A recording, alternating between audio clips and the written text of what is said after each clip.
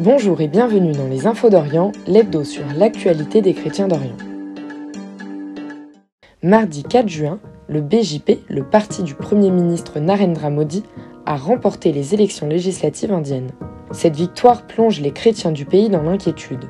Depuis son arrivée au pouvoir, en 2014, la politique du Premier ministre nationaliste vise à transformer l'Inde en nation hindoue.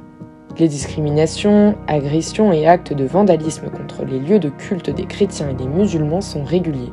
Aujourd'hui, l'Inde compte 2,3% de chrétiens, soit 27 à 30 millions de fidèles. Parmi eux, 2330 sont actuellement emprisonnés, soit près de la moitié des chrétiens incarcérés en raison de leur foi dans le monde. Jeudi 30 mai, à l'occasion de la fête Dieu, de nombreuses célébrations ont été organisées en Orient. Les catholiques et orthodoxes de la ville de Sarlé, au Liban, se sont rassemblés pour une procession unifiée. Ils ont défilé dans les rues de la ville en priant et en chantant. Le patriarche de l'église grecque melkite, Youssef Al-Habsi, a assisté à l'événement.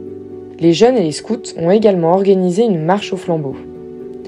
En Irak, une messe a été célébrée par Monseigneur Mirkis à la cathédrale de Kirkouk, suivie d'une procession du Saint-Sacrement menée par le curé de la cathédrale. Le lendemain matin, 28 enfants de tout Kirkouk ont fait leur première communion. Le pape a ouvert la voie à la canonisation des martyrs de Damas, 8 frères mineurs et 3 laïcs maronites, tués en haine de la foi à Damas en 1860. Ils ont été béatifiés le 10 octobre 1926, il y a près de 100 ans. Ce martyre a eu lieu dans un contexte de persécution des chrétiens par les Druzes, au Mont Liban et en Syrie. Dans la nuit du 9 au 10 juillet 1860, un commando druze a pénétré dans le couvent franciscain du quartier chrétien de Bab Touma et a massacré les chrétiens. Avant de tuer les 11 victimes, les assaillants leur ont demandé de renoncer à la foi chrétienne, ce qu'ils ont refusé.